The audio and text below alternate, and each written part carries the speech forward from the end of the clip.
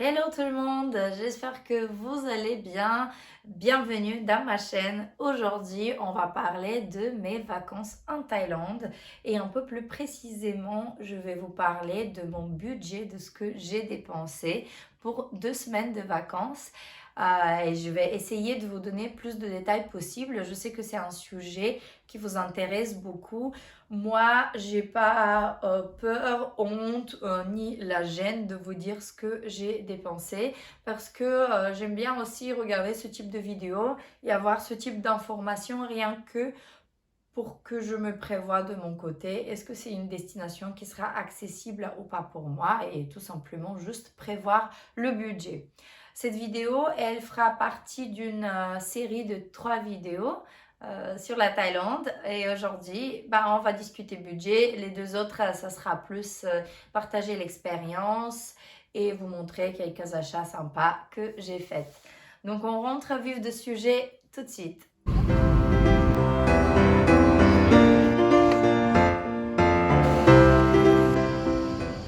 J'ai fait une liste de tout ce que j'ai dépensé en essayant de décortiquer au mieux possible.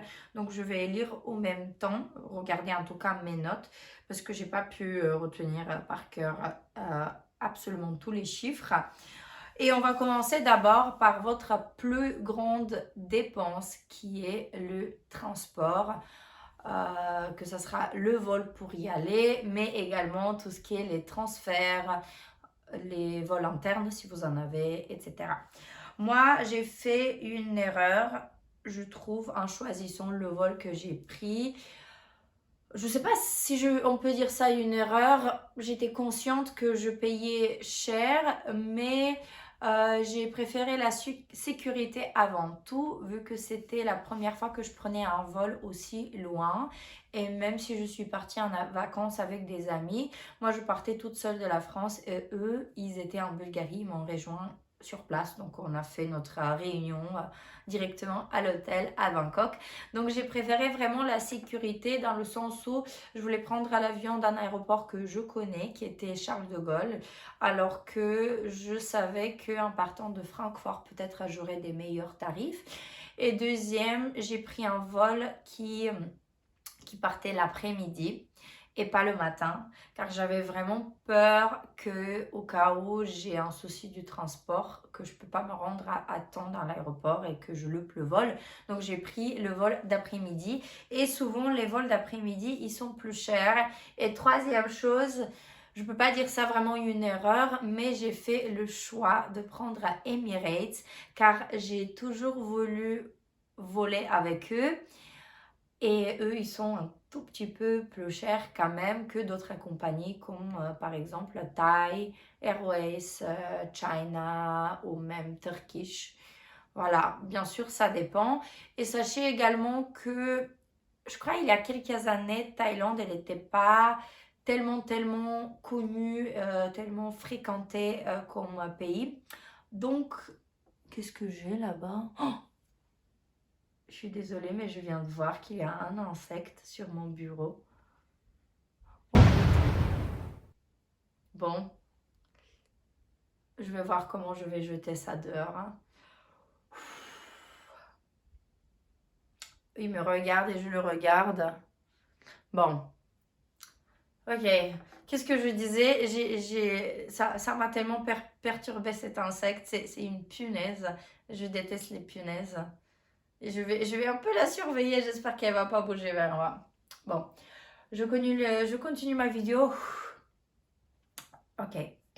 Donc, je disais, Emirates, ils sont un peu plus chers que les autres et j'ai fait ce choix parce que je voulais voler avec eux. Donc, le prix d'un aller-retour de Charles de Gaulle avec une escale à Dubaï et après, donc Charles de Gaulle, Dubaï, Dubaï, Bangkok, j'ai payé 917 euros. Ce que je trouve effectivement un tout petit peu cher. Je ne peux pas dire que je regrette, mais je peux vous dire que la prochaine fois, je vais choisir une compagnie qui sera moins chère et peut-être je vais préférer moins de confort, mais moins cher. Pour Emirates, on dit souvent qu'il y a plus d'espace, que vous mangez bien. Elle est toujours là. Que vous mangez bien. Et c'était effectivement le cas. On mangeait bien. Est-ce qu'on avait plus d'espace pour les jambes? Je ne sais pas trop parce que moi je suis petite et l'espace pour les jambes n'est pas ma priorité. En tout cas, vous avez les gros avions Airbus A380. Et ouais, ça c'est des gros avions. Après, moi, je devais aller également à Paris parce que j'habite à Strasbourg. Donc, j'avais 5 € de dépenses aller-retour jusqu'à Paris. Et pour mon retour, j'ai dû également dormir sur place. Donc, j'avais 45 € de hostel à payer parce qu'il n'y avait pas un train directement pour le retour à Strasbourg. J'avais également 11,80 € pour un ticket de l'aéroport jusqu'à Paris. Et en Thaïlande même, j'avais un vol avec Air Asia, une compagnie asiatique low cost, je pense que c'est un low cost, de 150 € en aller-retour avec une valise en soute, parce que j'avais une valise en soute. Ça, c'était pour les grosses dépenses du transport. Et également, on a pris pas mal de taxis pour se rendre à l'aéroport en ville ou même pour quelques petites courses en ville. Même si prendre la voiture à Bangkok, c'est pas toujours la meilleure solution parce qu'il y a énormément de bouchons, mais il y a quelques moments où on n'avait pas vraiment le choix. En sachant que nous, on était 4 personnes, donc on partageait les frais à 4. Et au total, pour 1, 2, 3, 4, 5 courses en taxi. Donc, je précise que les taxis qu'on prenait, c'était via l'application Bolt. Et c'est assez pratique parce que vous pouvez voir directement soit ce que vous allez payer, soit approximativement ce que vous allez payer, elle est toujours là. Et la course la plus grande qu'on a faite, c'était de 9,33 €. C'était de notre hôtel à Khao San Road jusqu'à le grand aéroport international de Bangkok. C'était 9,33 €. Donc au total, pour les 5 courses de taxi, on a eu pour 31,65 €, ce qui m'a fait 7,91 € parce qu'on partagé à 4. Si vous partagez à 2, ça aurait été à 15,80 € par personne. Ça, c'était le taxi. Après, les hôtels. Les hôtels, c'est deuxième grande dépense. Bien sûr, tout est en fonction de ce que vous allez prendre. Est-ce que vous allez préférer des hôtels plus luxueux ou vous allez préférer des hôtels mi-gamme comme nous, on en a pris. Tout ce qu'on a pris, je crois, c'était 3 étoiles. Si vous voyagez seul, sachez que l'option de prendre un hostel, c'est la meilleure solution. Vous avez peut-être un tout petit peu moins de confort, mais vous payez clairement moins cher. Ça, je vous fais ces précisions parce que mon voyage, je le situe dans la gamme moyenne. Donc, on peut faire facilement... Oh là là, elle bouge là. Je sais pas où elle va aller. Bon, écoutez, je reviens. Je vais essayer de faire quelque chose sur le sujet parce que là, j'ai des frissons. Je l'ai enfermée avec une coupelle transparente où je sais pas trop quoi faire parce que j'ai pas envie de la tuer. Déjà parce que ça pue et après, pourquoi la tuer en soi? Elle me fait rien. C'est juste qu'elle est un peu moche et...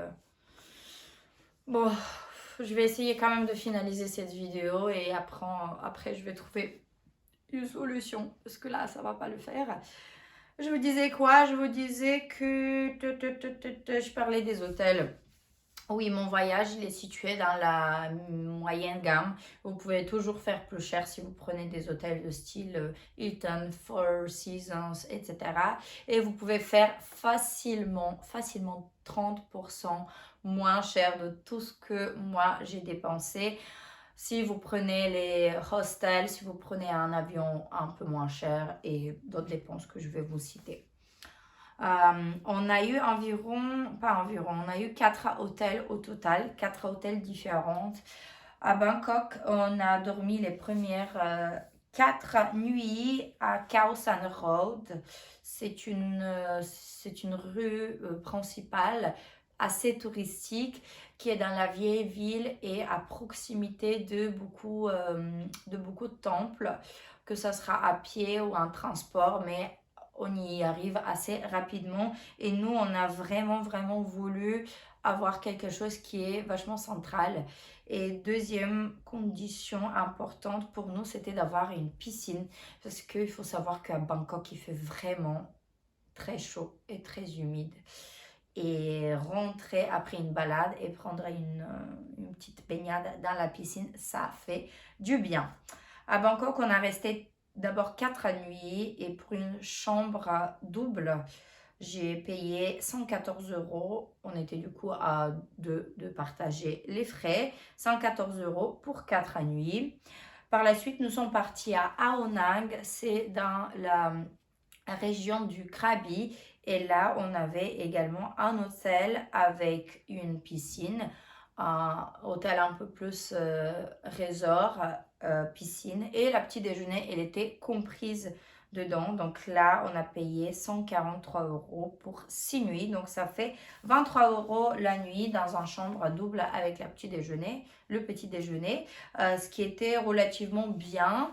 L'hôtel, il était 3 étoiles, c'était très correct. Le petit déjeuner, c'était rien de très exceptionnel, mais il y avait quand même une certaine diversité des choses sucrées et salées.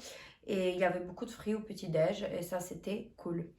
Après, nous sommes passés également une nuit à Krabi Town pour notre vol de retour à Bangkok. Et là, on avait un petit hôtel au plan centre-ville, sans piscine cette fois-ci, parce qu'on était vraiment que de passage et on avait besoin d'un endroit pour dormir. Là, c'était la nuitée la moins chère qu'on a payée. Pour une chambre double, toujours, on a payé 14,50 €. C'était un hôtel vachement sympa, juste le lit, il était dur comme le sol. Ça, c'était un peu moins cool. Après, de retour à Bangkok, on avait 2 nuits avant le départ de chacun. Et pour les 2 nuits, on était de nouveau pas très loin de Khao San Road, à une ruelle près. Là, on avait un hôtel un peu plus luxe. Je me rappelle plus s'il était de nouveau 3 ou 4 étoiles. Je suis pas sûre, je vais vérifier. Là, on a payé 30 euros par personne par nuit, donc ça fait 60 euros pour 2 nuits. Et de nouveau, on avait une piscine tout en haut, au rooftop piscine, également assez sympa. Au total, pour 13 nuits, j'ai payé 331,50 € dans une chambre double. Si demain, je décide de partir toute seule, je ne pense pas que je pourrais faire beaucoup d'hôtels dans ce style-là parce que je vais préférer de prendre un truc moins cher. Donc, je vous conseille de privilégier les hostels. Ou après, effectivement, si vous avez un budget qui est un peu plus large, pourquoi pas prendre des chambres d'hôtel. Mais sachez que quand vous voyagez seul, vous payez une chambre à double pour être tout seul dedans. Donc, il faut juste calculer quelles sont vos priorités pour juste calculer un peu mieux. Et dernier type de dépense que j'avais, c'était l'argent que j'ai dépensé sur place pour tout ce qui est nourriture, la visite des temples et quelques transferts que je payais en espèces. Pour ça, j'ai échangé au total 570 euros. J'ai reçu encore 20 euros de mes amis vu que j'ai payé les taxis avec ma carte bancaire. Eux, ils me remboursaient après un baht thaï. Donc, on va dire qu'en espèces, j'avais 590 euros. Et j'ai dépensé tout cet argent-là pour les souvenirs, pour manger, boire, un peu au resto et beaucoup dans le street food. Les taxes pour les temples, parce qu'il y a des temples qui sont gratuits, d'autres qui ne le sont pas. Donc le prix du temple, ça dépend. Le plus cher qu'on avait fait, c'était le Grand Palace, où la taxe, elle était, je crois que 12,50 €. Les autres, c'était 4 euros, 5 euros, 6 euros. Ça dépendait vraiment. Une partie du transport en commun, parce qu'on a pris déjà le métro, on a pris le bus. Bon, ça coûtait vraiment pas très cher. On a pris le ferry plusieurs fois. Et également, dans cet argent-là, il y avait tous les boats qu'on prenait, tous les bateaux, pour se rendre à une île à l'autre. Il y avait également, les massages, pas mal de massages que je faisais. On a loué des vêtements pour faire des photos. Qu'est-ce qu'il y avait encore dans ces dépenses? C'était à peu près ça, je pense. Après, oui, tout ce que vous mangez, vous buvez, tous les divertissements, en gros, ils étaient dans cette somme de 590 €. En sachant que je me privais de rien de tout, je prenais vraiment ce que je voulais. J'ai pas fait non plus un shopping excessif, on n'allait pas dans les centres commerciaux, mais j'achetais beaucoup de petits vêtements sympas, des t-shirts. Vraiment, je me privais de rien du tout. Et j'ai pas cherché à économiser de l'argent. Dans ma tête, j'avais prévu d'échanger 700 €. Finalement, je suis au-dessus de mon budget, donc bon, je suis assez ravie par tout ça. Et ce que je ne vous ai pas précisé, j'ai eu encore deux dépenses qui étaient 25 € que j'ai payé par carte pour une des excursions que j'ai fait. Et j'avais également les frais du visa. Les frais du visa, parce que moi j'ai besoin d'un visa. Si vous êtes français, vous n'en avez pas besoin, ou certaines d'autres nationalités, mais nous les Bulgares, nous avons besoin. Donc pour visa, j'avais également encore, j'avais 35 €. Une autre dépense que j'avais, c'était le téléphone. Même si vous avez du Wi-Fi à peu près partout, dans certains restaurants, dans les hôtels, ça c'est sûr. Moi j'ai préféré d'avoir une carte SIM sur place pour pouvoir communiquer plus facilement, avoir la navigation, être juste un tout petit peu plus zen. Donc j'ai pris via une application, une eSIM, qui coûte en général 20 € pour 15 jours, mais j'avais une code promo, donc j'ai payé 16 €. Et ça, je regarde juste. Je crois que ça, c'est tous les calculs que j'ai fait. Donc, au total, donc, plus 16 €. Alors, je vais juste rectifier ici, parce que j'ai pas calculé ça. 2,